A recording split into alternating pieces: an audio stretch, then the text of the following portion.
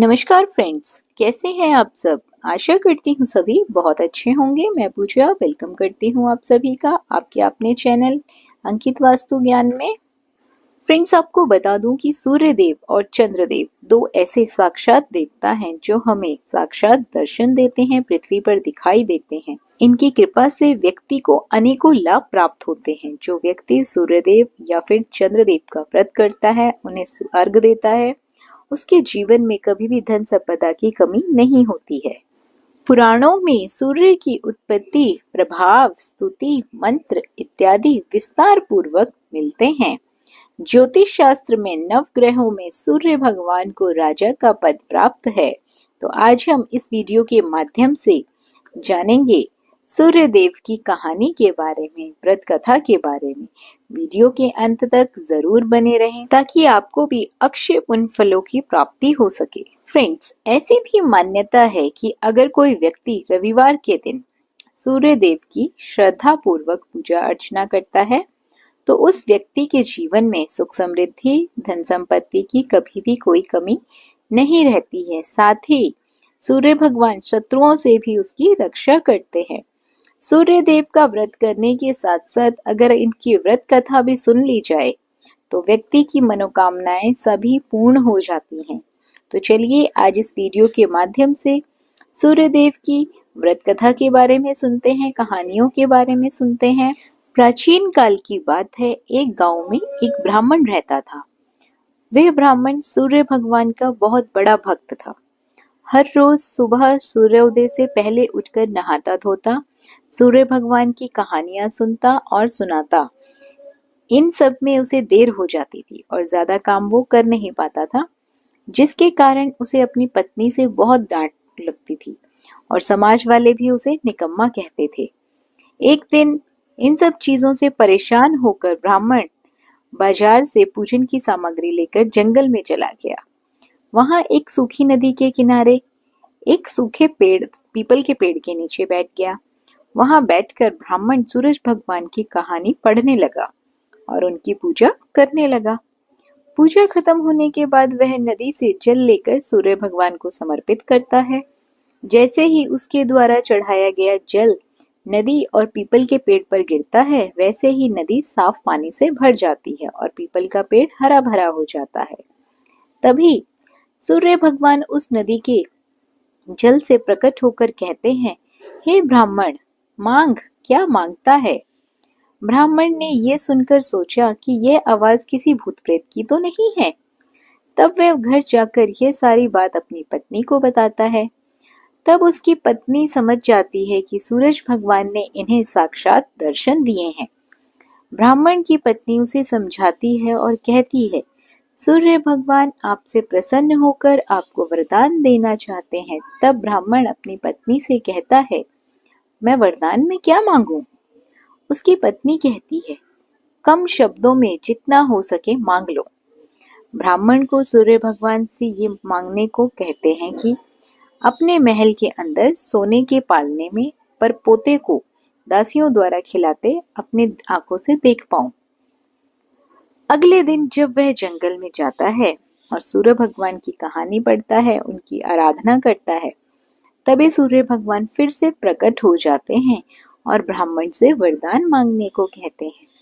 तब ब्राह्मण अपनी पत्नी द्वारा बताए गए शब्दों को सूर्य भगवान को कहता है।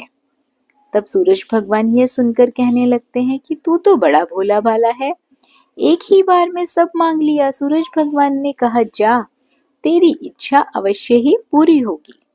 ब्राह्मण जब जंगल से वापस अपने घर को आता है तो देखता है कि उसकी टूटी फूटी झोपड़ी महल बन गई है और उस महल में दास दासियां आ जा रहे हैं। ब्राह्मण पास में बैठी हुई एक बूढ़ी महिला से पूछता है, यहाँ तो मेरी झोपड़ी हुआ करती थी। उसी समय महल की खिड़की से एक सुंदर सी महिला गानों और सुंदर कपड़ों में लदी हुई बाहर आती है और ब्राह्मण से आके बोलती है, आ जाओ, यह अपना ही घर है। सूरज भगवान ने तुम्हारी मनोकामना पूर्ण कर दी है। इतना धन देखकर ब्राह्मण ने उस महिला से कहा, इतना धन का हम क्या करेंगे। तभी उसकी पत्नी ने कहा, धन से क्या नहीं होता है, दान पुण्य यज्ञ हम करेंगे। फिर ब्राह्मण ने अपने धन का इस्तेमाल पूजा पाठ और पुण्य कार्यों में करना शुरू कर दिया। अब सभी गांव वाले राजा की जगह उस ब्राह्मण का गुणगान करने लगे। राजा ने यह सब सुनकर ब्राह्मण को बुलाया और पूछा, कल तक तो आपके पास खाने को भी नहीं था, आज इतना सब कुछ धन कहाँ से आ गया? कहाँ से चोरी किया, कहाँ डाका डाला? ब्राह्मण ने कहा, यह सब तो भगवान सूर्य देव की कृपा और सारी कहानी इन सभी का फल है। उसने सारा वृतांत राजा को बता दिया। राजा ने यह सुनकर उसने भी सूर्य भगवान की कहानी सुनने लगा, सूर्य भगवान की पूजा आराधना करने लगा, जिससे सूर्य भगवान ने राजा को एक सुंदर सा पुत्र दिया और उसका परिवार सुख से भर दिया। दूसरी कहानी इस प्रकार है। एक समय की बात है, सूर्य भगवान की रानी के मायके से खबर आती है, परंतु रानी का जाने का मन नहीं था। सूर्य नारायण भगवान रानी को यह कहकर मायके जबरदस्ती भेज देते हैं कि जाओ, मैं आपके लिए अच्छी अच्छी वस्तुएं भेजूंगा। तत्पश्चात राणा दे अपनी पियर चली जाती है। कुछ दिनों बाद सूर्य नारायण भगवान राणा दे के लिए चौपड़, पासा, पचेटा, आटी डोरी आदि वस्तुएं भेज देते हैं। सूर्य भगवान की रानी राणा दे की भाभियां मजाक करने के इरादे से चौपड़, पासे, खिलौने आदि सब सामान निकाल लेती है और उनके स्थान पर कंकड़, पत्थर, कांटे भर देती है और सारे डिब्बे वापस बंद कर देती है। सूर्य भगवान की महारानी राणा दे जब ये सब देखती है तो हाथ में डिब्बे में डाले तो उनके हाथ में कांटे चुभ गए। फिर तो उनकी भाभियां हंसने लगी और राणा दे को गुस्सा आ गया। कुछ दिनों बाद जब सूर्य नारायण भगवान राणा दे को लेने पधारे तो राणा दे ने सूर्य भगवान से बातचीत भी नहीं की। राणा दे जब ससुराल गई तो वहां भी किसी से बात नहीं करी। सूर्य नारायण ने अपनी माता जी से पूछा कि माता जी, राणा दे आपसे बातचीत करती है क्या?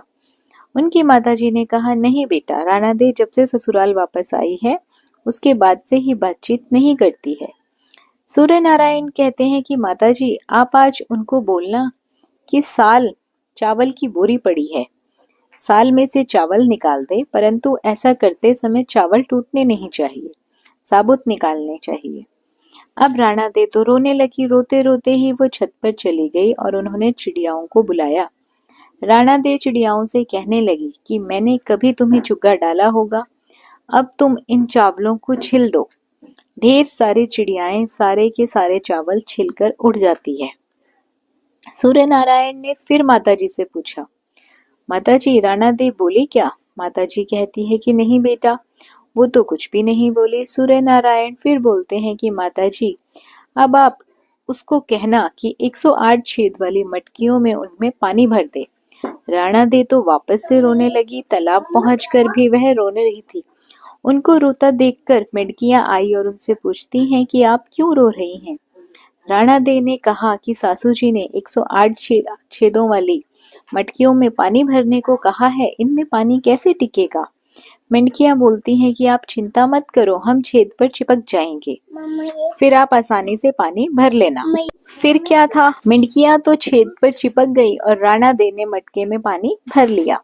उस दिन भी सायंकाल में सूर्य नारायण भगवान अपनी माताजी से पूछते हैं कि राणा दी बोली क्या?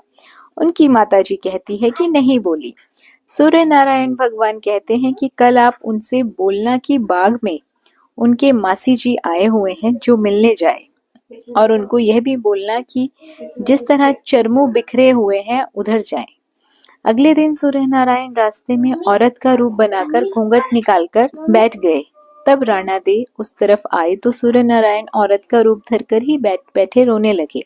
राणा दे ने कहा, क्यों रो रहे हो, कोई मुसीबत आ गई है क्या? आगे राणा दी बोली कि मेरे जितनी मुसीबत हो तो क्या करोगे? सूर्य नारायण बोले कि आपको क्या मुसीबत है? राणा दी बोले कि क्या बताऊं, मैं पियर नहीं जा रही थी, फिर भी इन्होंने मुझे जबरदस्ती भेजा और बोला कि मैं अच्छी अच्छी वस्तुएं और इनाम भेजूंगा, और डिब्बों में इन्होंने कंकर, कांटे, पत्थर भरकर भेज दिए। मैंने जैसे ही वस्तुएं देखने के लिए डिब्बों में हाथ डाला तो मेरे हाथों में कांटे चुभ गए। मेरी भाभियां मेरा मजाक बनाने लगी। थोड़े दिनों बाद जब वापस आई ससुराल में, फिर साल में से मुझे चावल निकालने को बोला गया और कहा कि चावल का दाना टूटना नहीं चाहिए। फिर मुझे 108 छेद वाली मटकियों में पानी भरने के लिए कहा। अब आप ही बताओ, छेद वाली मटकियों में पानी कैसे ठहरता? वो तो मटकियां मटके के अंदर चिपक गई तो मैंने पानी भरा। ये कहते ही राणा दे जोर जोर से रोने लगी। फिर तो सूर्य भगवान ने राणा दे का हाथ पकड़ा और अपना असली स्वरूप में आ गए। सूर्य भगवान बोले, चुप हो जाओ राणा दे। मैंने तो डिब्बों में चौपड़, पासा, आती, डोरा, मिठाइयाँ और अच्छी अच्छी वस्तुएं भेजी थी। आपकी भाभीियों ने ही मजाक किया होगा, मैंने नहीं किया। यह बात आप मुझे पहले ही बता देते तो आपको इतनी मुसीबतें झेलनी ही नहीं पड़ती। पुराने समय की बात है, सूर्य नारायण भगवान की जो माता जी है, वो एक दिन प्रजापति के पास जाती है और बोलती है कि हे प्रजापति, हमें 2 पर्दे वाली हांडी बना के दे दो। प्रजापति उन्हें वैसी ही हांडी बनाकर दे देता है। एक में तो वो मीठी खीर बनाती थी और एक में खट्टी और खारी राब बनाती थी। ऐसा करते काफी महीने बीत गए। राणा दे तो बहुत कमजोर हो जाते हैं। सूर्यदेव भगवान ने एक दिन राणा दे से पूछा, आजकल आप बहुत ज्यादा दुबले हो गए हो, क्या बात है? राणा दे बोलते हैं कि क्या करूं, मुझे खाना नहीं भाता है, खारा और खट्टा लगता है। सूर्य नारायण भगवान कहते हैं कि नहीं, अपने तो प्रतिदिन मीठी खीर बनती है। राणा दे कहते हैं मुझे तो वह खट्टी और खारी लगती है। दूसरे दिन सूर्य नारायण जी की माता जी थालियां परोसती है। राणा दे चक्कर थाली सरका देते हैं। सूर्य नारायण जब उन्हें ऐसा करते हुए देखते हैं तो वो अपनी माता जी से कहते हैं कि माँ, थोड़ा जल भरना। उनकी माता जी जैसे ही जल लेने जाती हैं तो इतने देर में सूर्य नारायण थालियां बदल देते हैं। सूर्य नारायण जब राणा दे की थाली से खाते हैं तो उन्हें भी खट्टी और खारी लगती है। जब उनकी माताजी जल लेकर आती है तो सूर्य भगवान बोलते हैं कि माँ, ओ माँ, आज तो भोजन खट्टा और खारा है। माताजी कहती है, नहीं बेटा, हमने तो तुम्हारे लिए मीठी खीर रखी थी, कहीं तुमने राणा दे की थाली तो नहीं खा ली? सूर्य भगवान बोलते हैं कि माँ, ए माँ, ऐसा अलग अलग भोजन क्यों बनाया? माताजी कहती है कि बेटा, हमारे सास बहू में तो ऐसा चलता है। सूर्य नारायण बोलते हैं कि नहीं माँ, ऐसा तो दुनिया में ही चलने दो, अपने महलों में ऐसा नहीं चलना चाहिए। सबके लिए एक जैसा ही भोजन बनाना। तब से सास बहू में तेरा मेरा चलने लगा। अगली कहानी इस प्रकार है। सूर्य भगवान प्रतिदिन नगरी में पधारते और सभी जीवों का पालन करते। राणा दे सूर्य भगवान से पूछते कि सुबह सुबह आप धरती लोक पर चले जाते हैं और शाम होते ही सूर्य लोक पधारते हो, पूरे दिन आप धरती लोक में करते क्या हो? तो सूर्य भगवान ने कहा कि मैं सबका पालन पोषण करने जाता हूँ। कीड़ी चींटी को कण देता हूँ, हाथी को मण देता हूँ। राणा दे बोले कि क्या सबको खाने को देते हो? कोई तो बच ही जाता होगा। सूर्य नारायण फरमाते हैं कि कोई नहीं बचता है। राणा दे वापस बोलते हैं कि किसी को बाकी नहीं रखते। सूर्य नारायण बोलते हैं कि मैं किसी को भूखा नहीं रखता हूँ, भूखा उठता है पर कोई भूखा सोता नहीं है। अगले दिन राणा दे नहाकर अपने कक्ष में पधारते हैं और एक चींटी को डिब्बी में बंद कर देती है। राणा दे प्रतिदिन नहाकर भगवान की पूजा किया करती थी और स्वयं कुमकुम चावल लगाती थी। उस दिन भी उसने कुमकुम चावल की बिंदी लगाई और जब राणा दे डिब्बी बंद कर रही थी तब उनकी कुमकुम की बिंदी में से जो चावल लगे हुए थे वो गिर गए।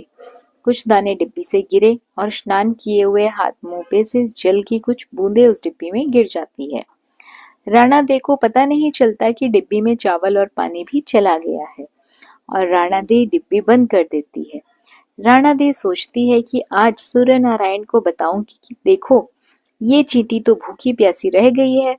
जब शाम को सूर्य नारायण पधारते हैं तो राणा दे बोलती है कि हे सूर्य नारायण, आप तो कह रहे थे कि आप किसी को भूखा नहीं रहने देते। सूर्य नारायण बोलते हैं कि मैं सही में किसी को भूखा नहीं रहने देता हूँ। तो राणा दे बोलती है कि देखो, ये तो चींटी जो डिब्बे में बंद है सुबह से भूखी प्यासी है। ये सुनकर सूर्य नारायण भगवान राणा दे को कहते हैं कि आप डिब्बी तो खोलो। राणा दे जैसे ही डिब्बी खोलती है तो क्या देखती है कि चींटी के मुंह में चावल के कण हैं और डिब्बी में पानी की बूंदें भी पड़ी हुई हैं। राणा दे को अपनी आंखों पे विश्वास नहीं होता है। वो सोचती है कि हम तो यही सोच रहे थे कि चींटी भूखी होगी, डिब्बी बंद कर रही थी, तब तो इसमें कुछ भी नहीं था। राणा दे हार मान लेते हैं और सूर्य नारायण भगवान से कहते हैं कि मैं मान गई कि आप सभी की मनोकामनाएं पूर्ति करते हैं, सभी को अन्न धन से पूर्ण रखते हैं, आप सभी की पूर्ति कर सकते हैं।